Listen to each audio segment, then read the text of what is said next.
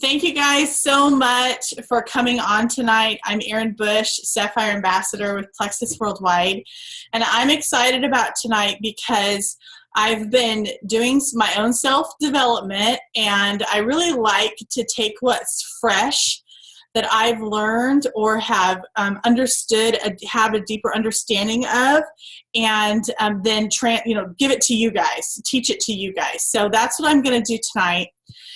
And so the topic that I'm going to be talking about tonight is how to translate your desire, whatever that may be, to a successful business. So when we think about desire, like we think about what we want, right? And this word gets thrown around so much in our society. It can come from anything to you desire that new top, to you desire that donut that someone left out at work, to you desire to fit into a certain pair of jeans by summertime, to you desire to be financially free or independently wealthy. I mean, there could be a huge array of things we desire, and it's kind of like love. We kind of throw around the word love a lot like that too. Oh my gosh, I loved that movie. I love that donut. I love that particular workout. So when I was thinking about how do we translate our desire, so whatever our goal is with Plexus, into a successful business, I looked up the word desire and I found something interesting. It can be as basic as something you strongly wish for or want. But then if you delve a little deeper into the word, some of the synonyms are very powerful: to yearn for, to crave, to be desperate for, to be bent on, to thirst for, to ache for. And those words are so much more powerful, aren't they, than just you want something. So let's take just an example of you want to be a certain rank. Let's say you want to be Ruby. So you tell people, you tell your sponsor, I want to be Ruby in this company. I want to bring in, or I want to bring in an income with Plexus of $30,000 a year because I want to be able to stay home with my kids. That'll replace my income. That's my desire. That sounds very different than saying, I yearn to stay home with my kids. When I send my kids off to daycare, I mean, it is an ache in me. I want this so bad. I feel like physically emotion about it when I think about it. So there's this huge spectrum of what desire means. And if you look at the Latin form of desire, and I'm not going to try to say the word, my girls could say it for you, but I'm not even going to say it because I'm just going to demolish it, means to not only long for and wish for, but demand and expect. Now the word desire really changes. It becomes something that is not just something you are physically aching for. The desire becomes something you have an expectation for. You have a demand for. So now I'm going to talk about how you can take this desire, whatever it is that you have, and translate that into something that you accomplish and become successful at. So when you think about any achievement, and because we're all Plexus people here, I'm just going to, just for simplicity's sake, I'm going to probably refer to ranking more than anything, because to us, ranking equals a certain income level. It equals an accomplishment, right? Obviously, no income is guaranteed with Plexus. It is all dependent, as you know, on your work ethic, on your leadership skills, on your self-development skills, and so on and so forth. But when we think about certain ranks, we all know the income disclosure from 2016. We also think about an average income. And that income translates into what that will mean for you and your family. So if we talk about rank as a symbolic goal or achievement during this call, that just kind of makes for simplicity's sake when we're talking about this. And one thing to remember is, and I'm going to be looking at my notes because I want to be concise here, all achievement must first start with this intense, burning desire for something definite. And I think a lot of people leave that last part out. You have probably been hearing your jewels hound you and hound you and hound you about writing down your goals. This is the definite part of this statement that I just said. All achievement must first start with an intense, burning desire for something definite. You have to have the entire thing. You can have this intense, burning desire, but if it's just out there in la la land and you have not put a definite, written out purpose, goal, desire for achievement, then that desire is going to be nothing more than a wish. And I can tell you from experience over the last 2 years, the months that I am writing down my goals, having my kids cross them off, standing in front of that board daily are the months that my business is most successful. The months that I let the kids write on the board and then it's cute and I don't want to erase it, guess what? The inevitable happens and I lose track of my goals for the month. I don't work as hard. I'm going to be quite honest with you. It is absolute truth. I have seen a direct connection between whether I write down my goals or not. So you must have this something definite. There is a difference between wishing for a thing and being ready to receive it. No one is ready for success until they believe they can acquire it. And this is one of the things that writing down your goals does for you. It starts that seed, plants that seed that you believe that you can achieve it. So when Jim Rohn talks about, if you ever get a chance to listen to any of his YouTubes, he talks about writing out the entire year and working backwards. That is what we're talking about here. You have got to, the only way you can acquire where you want to be in December 2017 is if you have already put out the goals for the entire year. So let's talk about really quick the obstacles that most people kind of hit when it comes to translating desire into something definite, into an achievement, into the action of success.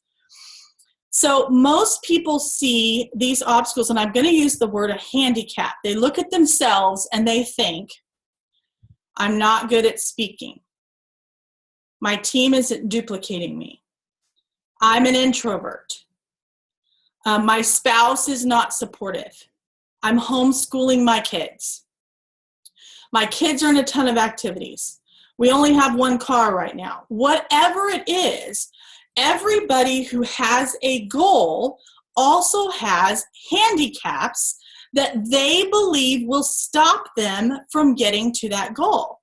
The difference between someone who has the same perceived handicaps as you and they're successful and you're not is the fact that they see those not as obstacles. They see them as stepping stones to get to the other side. So, excuse me, you can think about like a river or a creek, and those handicaps of yours or those bumps that make the river not flow nicely. But you've got to get from point A to point B across the river in order to be successful. So what do? You step on those handicaps, making them instead propel you forward. I'm sure you've heard it 1,000 times. We have so many successful people across the history of the world that had huge, even physical handicaps that did incredible things. You think about Henry Ford. He was poor and uneducated, and then he goes on to build a car and make more of them than anyone else ever. Abraham Lincoln, poor and homeschooled, educated himself, had to work long hours even as a child, and he was the president of the United States. Frederick Douglass, he's my favorite example, actually. He was born into slavery during a time where it was not okay, like it was illegal for him to learn how to read and write. And if you read his autobiography, he talks about how instead of seeing that as a handicap, instead of seeing that as I'm always going to be a slave, he determined he would not always be a slave. And instead, he actually, like, if I remember exactly correctly, it's been some years since I've taught it, but he would like bribe the local kids and play games with them in the street in order to learn his letters. So he found a way around it. And then he ended up starting a newspaper, becoming a diplomat. He was an advisor to Abraham Lincoln. He was he was a huge influencer and an abolitionist. So, he did not let slavery, we talked about that in high school. He did not let slavery, the biggest obstacle ever, stop him from getting his desire, which was to be free, to be heard. That was his level of success in his mind. That was his success, and it is successful to all of us. But do you see my point? That it does not matter what your obstacles are. If your desire is so strong, your yearning, your ache is so strong for your definite achievement, that no perceived handicap will become an obstacle. It's fascinating to me because we talk about obstacles all the time, right? Talk about the person who is fearful, fear being an obstacle, pride being an obstacle, comparison being an obstacle. But really, those are only obstacles if we call them obstacles. What if you called them stepping stones in your success? Okay, and one thing too, most great successes come from heartbreaking failure. You will see this over and over and over again. And aren't those the most inspiring stories, right? Somebody who has had such great physical, emotional, outside force pain, and they rise above. So, and that's all part of the journey. We're just seeing the tip of the iceberg. We didn't see all those stepping stones to get past those little things. And really, in the end, they are little to get to that success. It's the same with your business, you guys. That ambassador who just told you they wanted to turn off their backup order because Plexus isn't working for them now, and you know for a fact they haven't been taking it consistently, that is not an obstacle. It's just a stepping stone in your journey. And one story you'll tell your downline eventually, who is discouraged about an ambassador who turned off their backup order because they weren't consistent with their products and they think it wasn't working. Do you see my point? Absolutely everything that you do and every step you take in this process will become an inspiration for someone else. And sometimes you don't even know what that process, what that stepping stone's going to be for you. Okay, so let's talk about definite. How do we figure out what is definite? Because if you cannot be successful without a burning desire, and you also cannot be successful without a definite goal / achievement, how do you figure that out? Okay, so I'm going to give you 6 steps, okay? First, you fix, let me make sure I'm not getting out of order here. Yeah, I'm good. You fix in your mind your exact desire. You have to be very specific, and I suggest you write it down, and you write it down till you can get into 1 or 2 sentences. You fix in your mind the exact desire. I mean, whether, and we'll just use rank as an example. Your desire is to be gold by April 30th, or your desire is to be ruby by April 30th, or your desire is to cover your mortgage. You need, let's say, $2,200 in your Plexus paycheck on April 15th or something like that. You know what I mean? You get a definite achievement, a definite desire. That's number 1. Number 2, determine this, answer this question. What do you intend to give for that desire? And I don't mean sacrifice. I mean, what work are you going to do to get that desire? Because you don't just desire something, you guys, and put it out in the universe and hope that it's given to you. You have to, what is that saying? Work like it all depends on you, pray like it depends on God. Yeah. So it's the same type of idea here. You have to be able. Henry Ford didn't just wish that we could drive around in cars, you guys. He went and found parts and started building it. And then he built it again. And then he built it again. Over and over and over. Same with the light bulb. Same with the telegraph. You look at all of these people who come up with great inventions. And it's constantly trial and error. It's constant failure. What the outsider looking in thinks is failure, that person who has a burning desire, that ache, that yearn, that expectation, that demand, they don't see it as failure. They see it as a step towards the next possible success. Okay, number 3, establish a date by which you want to accomplish this. So establish a date. Hold on a second. I got to tell my family to. Okay.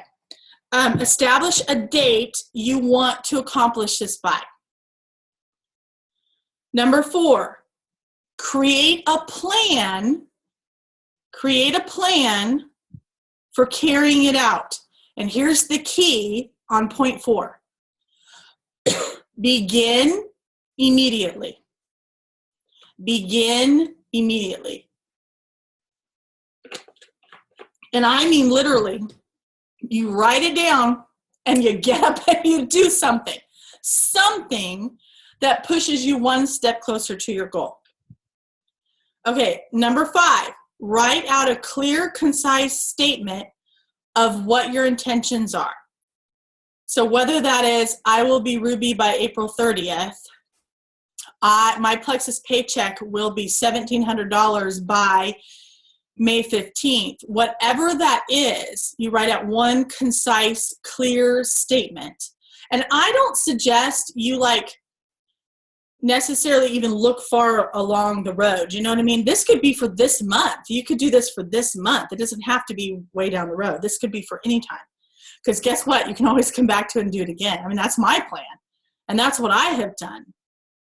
Okay, number 6, read your written statement twice a day, at least. The first thing in the morning when you wake up, you say it out loud. The first thing you do before you go to bed, you say it out loud. I don't care how stupid you feel. Your words are so powerful. God talks about language in the Bible and just how powerful words are. Your words, your desire to be successful, that aching, yearning, definite achievement you're going to go after, those words are powerful that you write, and I don't type, write and say out loud. You have to make a commitment to do this. Okay, here's the key for number 6. When you see, feel, and believe that you are already in possession and already have accomplished it, you're more likely to be successful. Now, I know that some of this probably sounds like weird mojo, like, Erin, you've got off the deep end and now you're talking to the universe. I'm not talking about any type of weird universe, guys, at all. I am talking about the fact that we say to ourselves thousands and thousands and thousands of words a day. And when you are scrolling on Facebook at the end of the month and you see that somebody just achieved the rank that you haven't achieved and you've been going for forever, you don't think your mind starts saying things to yourself? You better believe it does. And the only way to change negative thoughts are to capture them and replace them with positive. You must replace them with positive. It's the same thing, guys. It's the same thing if you're talking to your kids. If you tell your kids over and over and over that they're clumsy, guess what's going to happen? They're going to spill the milk tonight. And then you're going to get upset because you have one more thing you have to clean up. But guess what? You've been telling them for a week about how clumsy they are. So of course they're going to be clumsy. It's just like automatic. Our brains, we listen to words. They are so powerful. And even if your kid is clumsy, tell them they're not. Tell them how graceful. Tell them how, tell them the opposite. Okay, so then they won't spill the milk. All right, now what happens over time if you do this consistently? I'm going to tell you straight up what happens because I've done it for myself. And again, I'm just like, I don't know, you got to be, I spend so much time in prayer over like my goals for the family, because what my goals are doesn't just affect me, you know what I mean? It affects my family. The actions that I do every day affect my family. The actions I don't do every day affect my family. So I'm like constantly in prayer about my goals. And I'm definitely saying you've got to do this. When you are waking up in the morning, you say those words, that definite goal, that definite achievement you want to be in possession of, that you imagine that you are currently in possession of, you are praying over that at the same time. Okay, so this is what happens over time. And this is so cool. And you guys, I've seen it happen twice in my Plexus business. Why in the world I have not done this more often, I have no idea, but I'm determined to change that because I've done it twice and it has worked both times. Our minds come up, your mind will come up with creative ways to make that achievement happen. It's amazing. Like stuff you have not, I'm sorry I'm coughing. I've got the fan going because it's like 75 degrees today in Oklahoma. What in the world? It's February. There are no leaves on the trees, people. The grass is in hibernation. There is no snow. It's like California. But I've got the fan going and it's making me cough. Probably because I need to actually clean it. All right. Our minds come up with creative ways to make the desire happen. That's number one. Number two, your desire becomes backed by faith in yourself, in your goal, and that makes this possible. That's what makes this possible. There is no impossible when belief is backed by faith, because then what happens is the mind puts the body into action.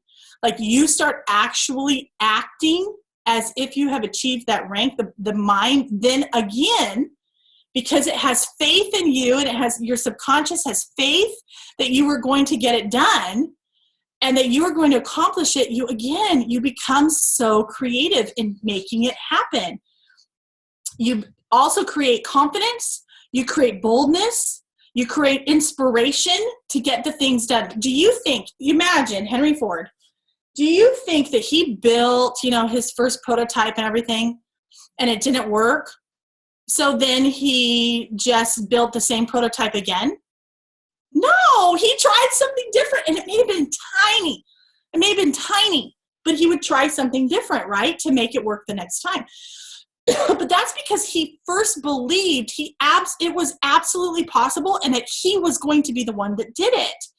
So because he had belief and because he had faith in himself and in the accomplishment and in the ability to do it, his mind began becoming creative and figuring out ways, talking to new people, listening to conversations, picking up whatever he needed to make it happen. It's the same thing in your business, guys. It's exactly the same. Okay, now let's talk about how to strengthen faith in your goal, in your definite thing. How do you strengthen faith in yourself? All thoughts that have emotion, not all thoughts have emotion. But all thoughts that have emotion behind them, that means there's feeling behind the thought, translate a deeper meaning to your subconscious. So when you associate an emotion or a feeling with a thought, guess what happens? It is like emblazoned in your brain. I will never forget, there are certain times in my childhood at school where certain moments are like just emblazoned in my brain, and I will never forget it. And you know, it's not even the moment that I remember, like what was happening, the circumstance, it was the emotion. Think about your dreams. When you wake up from a nightmare, it's not because the dream was real. It was because the emotions behind the dreams were really real. Really real. It was the emotion, you guys. So emotions and feelings have so much to do with your thought processes. So the more you believe you can do something and tell yourself you can do something, the more emotion it has behind it. How are you feeling about the fact that you're in possession of this achievement now? How does that feel? Okay, so I'm going to use rank again, because I swear this is what we talk about the most. I hear more than anything, oh my gosh, I've been silver for a year. Oh my gosh, I'm never going to get to senior gold. I've been gold for 6 months. I'm never going to do this. I'm never going to do that. My team is doing this. My team is not doing that. Rank, so I'm going to use rank, okay, just for ease, and I hope you hear me here. Let's say you have been a certain rank for a long period of time. What do you think happens? Every time you see someone else rank above you, every time you see your points go backwards, what do you think is happening? You are forming emotions. You are connecting emotions with the thought, the belief about your rank. And you're not only your current rank, you are also forming emotion and feeling about the next rank. You may not even realize it, but you have most likely been telling yourself day in and day out for a really long time that you are never going to get to blank. And what happens? Amber and I did this talk a while back, I think right around the time we went Emerald, about the fears or like the lies we believe. And she talked about an ant, like your conscious mind is this tiny little ant, but it controls the subconscious mind, which is this massive elephant. The subconscious mind truly does just anything the conscious mind believes. It believes everything the conscious mind tells it. So if you are feeling despair, if you are feeling doomed by some outside force like, I don't know, misfortune, poor health, your lack of support, whatever you perceive as lack of support from spouse, whatever you perceive as lack of time, something like that, whatever it is, if you have ruminated on this long enough, while you are at the rank you are at, you now have negative connotations with your rank and with ranking up. So what happens then? The subconscious mind will literally, without you even knowing it, sabotage you. I have actually seen people who are so close to the next rank do something or back off and literally sabotage themselves. And I have thought, and at first I thought it was fear. Like at first I thought, okay, well maybe they're fearful of being a leader. Maybe they're fearful of being successful because they're worried they won't handle their money well. Maybe it's fear. I'm not so sure it's fear.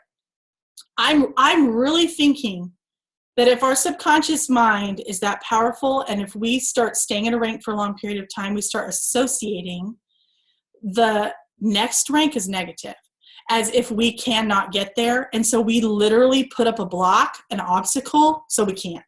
So now let's talk about, if that is true, it doesn't matter how much complaining you do, and it doesn't even matter how much work you do, you are not going to get there because you're sabotaging yourself without even knowing it.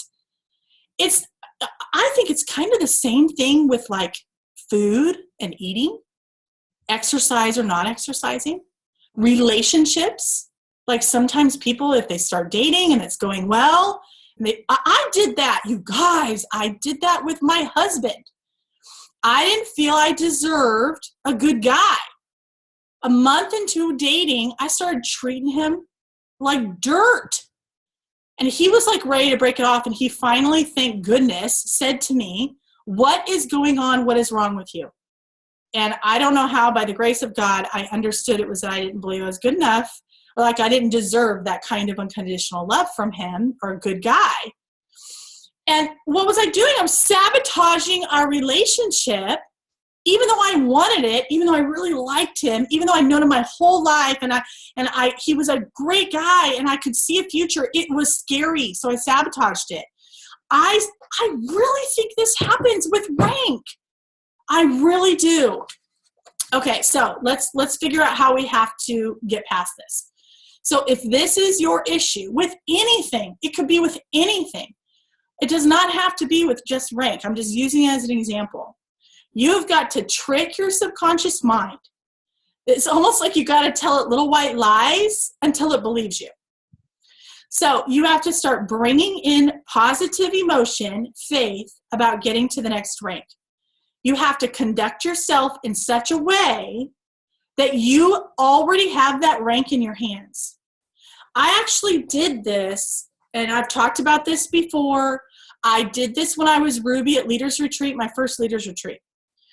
In the months before, I started to become fearful that I would not get to jewel status.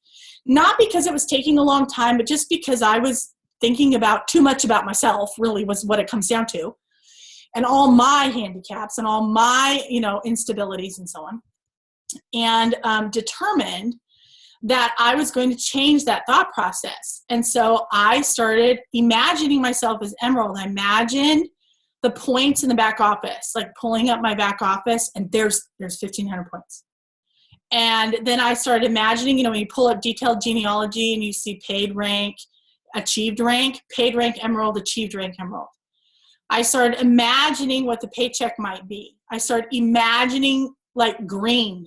I started imagining walking across the stage at convention. I started imagining someone saying, if you're an Emerald in the audience, stand up, and standing up. Like, I spent so much time thinking about, and I was Ruby at the time, thinking, actually I probably started before that. I started probably Gold, thinking about this.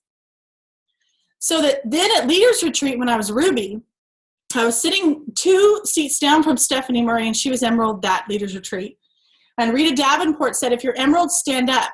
And Stephanie pops right up, and I swear to you, my muscles in my legs actually, I started to do this.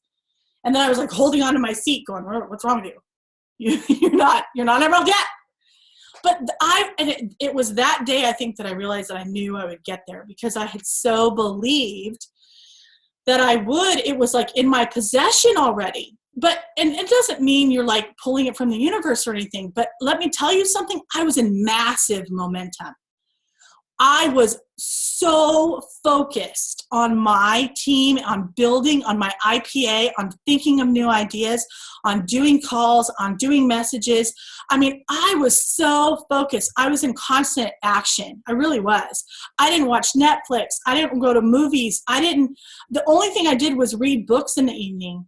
I was so focused, you guys. So, I was coming up with ways to get to that Emerald point, right? Okay. So this is what you're going to do. You're going to imagine all of that stuff. You're going to start feeling, what is it like to go to convention and they print up your lanyard and it says your name and then it says that rank. How's that feel when you put that lanyard around your head? How's that feel?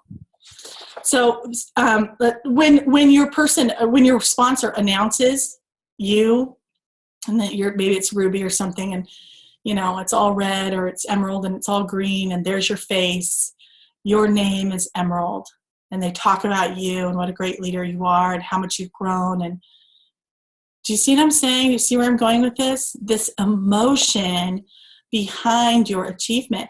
And it can be anything. How are you going to feel the day you turn in your resignation because you're going to work Plexus from home? How do you feel about the day that you get to take your family, you get to book a vacation completely paid for, in full, no credit cards, because of Plexus, whatever that amount is? Do you see what I'm saying? So you get really, really, really personal and really touchy-feely here. Okay, you've got to have these great emotions, good positive emotions, you know, so that your dreams are constructive, that you're not just wishing, you are determined, you are yearning, you are aching, and you are doing what it takes. Okay, now I'm going to leave you with a poem. I'm an English teacher at heart. Okay, here it is. If you think you are beaten, you are.